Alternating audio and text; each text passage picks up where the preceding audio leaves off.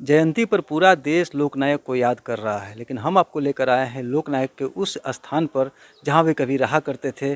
उन्होंने अपने ज़िंदगी के शुरुआती दिनों को बिताया और वह स्थान आज किसी आश्रम से कम नहीं है। हाँ, यही स्थान है जयप्रभा स्मृति भवन लाइब्रेरी। उनकी पत्नी जयप्रभा देवी के नाम पर यह लाइब्रेरी बना था और इसी के अंदर में हम ले चलेंगे, कैमरामैन को कहेंगे कि अंदर आएँ। देखिए, यही वो दरवाज़ा है जिससे कभी देश की राजनीति का दरवाज़ा खुला करता था और ये अंदर में जो स्थान है वहाँ पे देश की जो राजनीति की चर्चाएं होती थी वो यहाँ हुआ करती थी। तो ये पूरा जो आवास है लोकनायक जयप्रकाश नारायण का आवास है। और मैं कैमरामैन से कहूँ कि बारी बारी से दिखाई इन जगह को कि आखिर ये स्थान क्यों महत्वपूर्ण है। ये देखिए, ये रसोई घर था जहाँ पे जयप्रभा देवी जो उनकी पत्नी थी अपना किचन यहाँ पे चलाया करती थी। और ये रसोई घर का हालत आप देख सकते हैं कि क्या है, अभी भी संजो कर रखा गया है।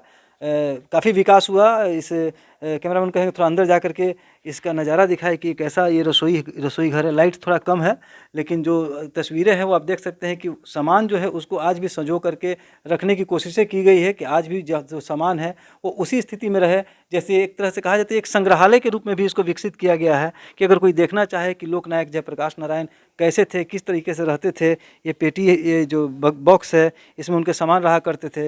एग्जीबिशन रूम है, ये आप देख सकते हैं जयप्रभा स्मृति भवन के सिताब दियरा लाला टोला में यह स्थान स्थित है। ये बैठक कक्ष है, यहाँ पे लोकनायक बैठकें किया करते थे, यानी जो देश की राजनीति की दिशा और दशा तय होती थी इसी आवास के अंदर से तय होती थी। बड़े बड़े दिग्गज यहाँ आ चुके हैं। एक बार फिर हम दिखाना चाहेंगे कि क्या इसकी स्थिति है। और ये देख लीजिए कि ये पूरा रूम है और इस कमरे के अंदर ये जो पुराने ज़माने का ये कमरा, इसे हम लोग आज के देश में ड्राइंग रूम कहते हैं, बैठक कक्ष हुआ करता था। और यहाँ लोकनायक बैठ कर के देश की राजनीति पर अपनी जो चर्चाएं होती थी वो यहाँ हुआ करती थी। हम आगे बढ़ेंगे और यहाँ और दिखाना चाहेंगे कि बेडरूम कैसा था उनका। और देखिए, बेडरूम को आज भी संजो कर रखा गया है। लोकनायक का ये बेडरूम है और बेडरूम के पास ही उनका सामान भी कुछ रखा गया है, वो भी हम दिखाएंगे। ये जो छड़ी है, ये जो छड़ी है वो लोकनायक जयप्रकाश नारायण इसको अपने बुढ़ापे के दिनों में इस्तेमाल किया करते थे। और ये तस्वीरें देखिए, अंतिम तस्वीरें जो हैं वो यहाँ पर रखी गई है। लोकनायक की ये तस्वीरें जो हैं इसमें ये दर्शाने की कोशिश की गई है कि कितने देश में कितना गम था जब उन्होंने अपने शरीर को त्यागा था। और आप देख सकते हैं कि ये जो तस्वीरें हैं, तमाम तरह की तस्वीरें जो लगी हुई है रानी विक्टोरिया द्वारा प्रदत्त। देखिए, एक और यहाँ पे अजूबा चीज़ है, रानी विक्टोरिया ने उनको एक तलवार भेंट की थी।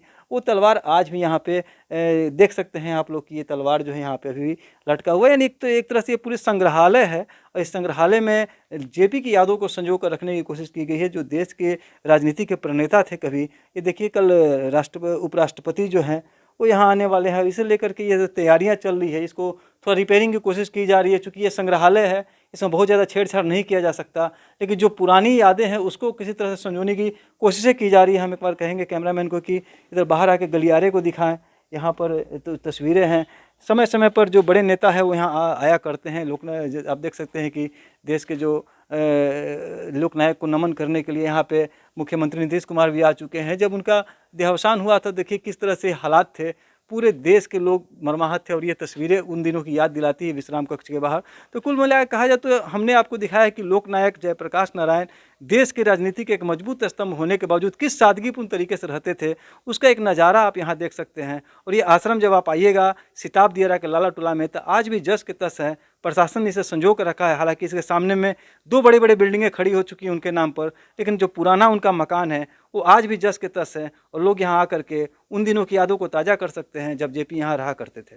संतोष गुप्ता, न्यूज़ 18, छपरा।